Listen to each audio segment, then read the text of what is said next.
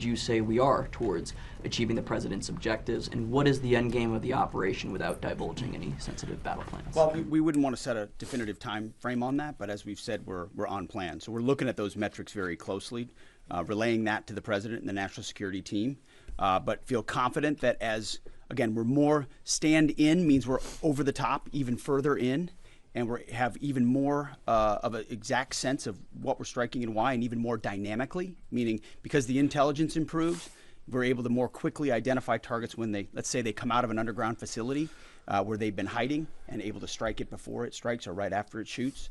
But we're very much on plan, and that's why I want to speak to the American people here. You hear a lot of noise about widening or new missions or speculation about what we should or should not be doing. This is a clear set of objectives. The president has given us every capability we need to accomplish that. We've got the best in the world in uniform executing it on the ground.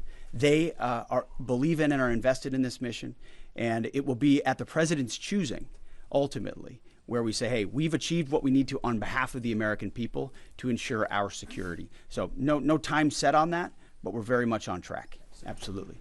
Yes, right here. Good morning, Mr. Secretary. David Zier, Real America's Voice News. What countries have been the most cooperative with us, including the Gulf states, as Europe hedges?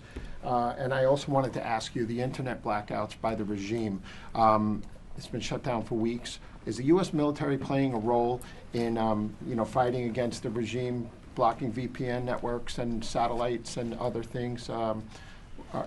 Is there a role for the U.S. military there?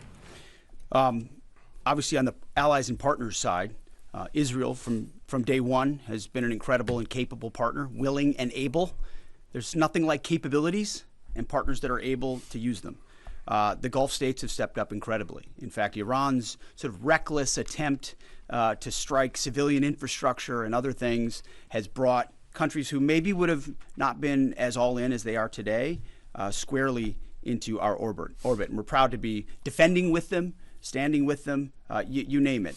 UAE, Qatar, Bahrain, Kuwait, Saudi Arabia, and others who have been right there. And we're grateful for that kind of support. As far as the internet, we're watching the regime try to tighten its grip as much as possible. And we're obviously taking countermeasures, many of which we can't talk about here, to ensure that messaging is delivered, not just to the Iranian people writ large, but to the right audiences, certain audiences that need to hear certain things about what their fate might look like or what their choices are.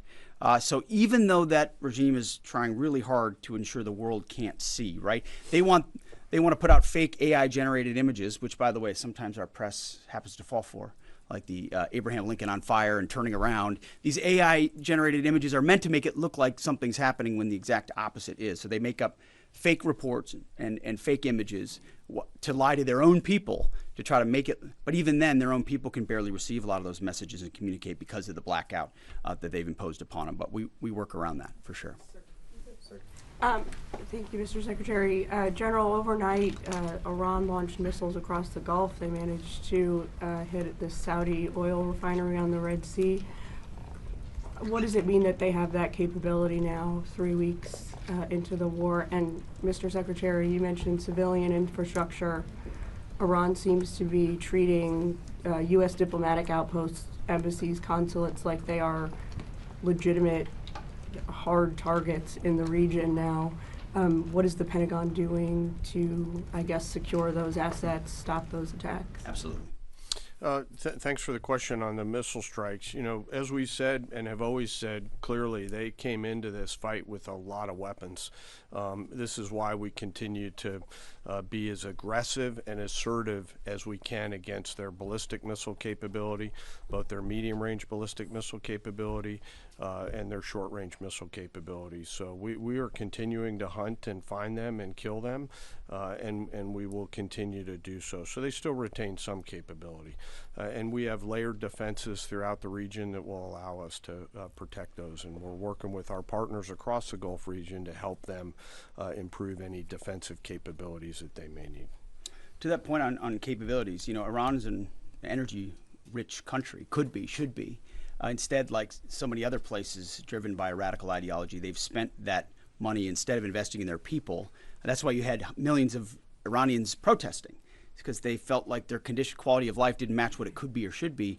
And what was the Iranian state? There's a reason we call Iran the #1 state sponsor of terrorism, because they took the money they make and they invest it in tunnels, and they invested in missiles, and they invested in launchers and UAVs, and we are destroying and degrading that in historic proportions.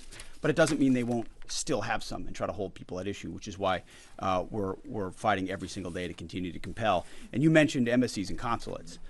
Unlike previous administrations, we are doubling and tripling down on ensuring that our people, regardless of their Department of War, Department of State, whatever they do, are secure in those facilities. And the best defense is a good offense.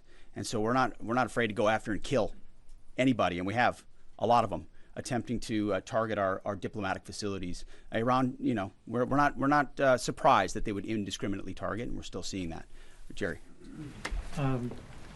As part of the justification for the war against Iran, the White House has laid out in fairly comprehensive fashion the Iranian regime's 47 years of terrorism aimed at the U.S., including pointing to the IRGC's provision of weapons and EFPs to help kill Americans in Iraq. The Pentagon in 2019 assessed Iran was responsible for the deaths of at least 603 service members in Iraq, but there hasn't been a similar public accounting by Iran's role helping the Taliban in Afghanistan.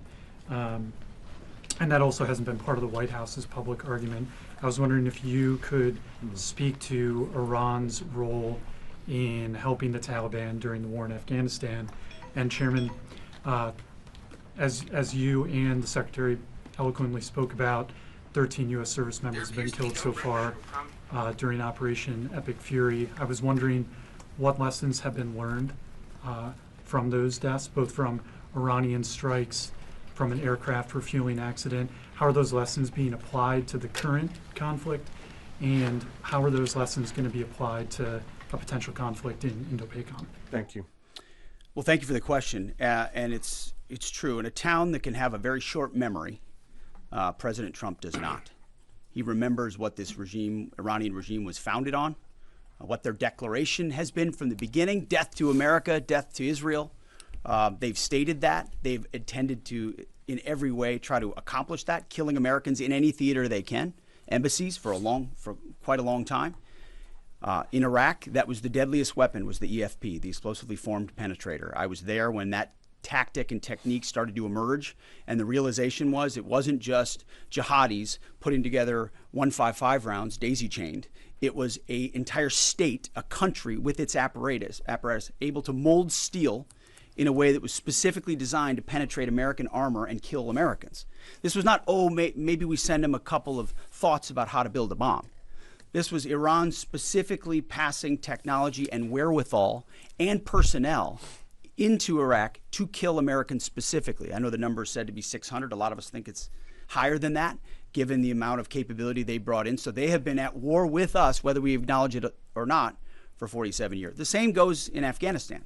Name the Islamist enemy, whether they are Sunni or Shia, because this is a Shia regime, Sunni or Shia, and Iran's been willing to harbor them as long as that group is willing to try to kill Americans.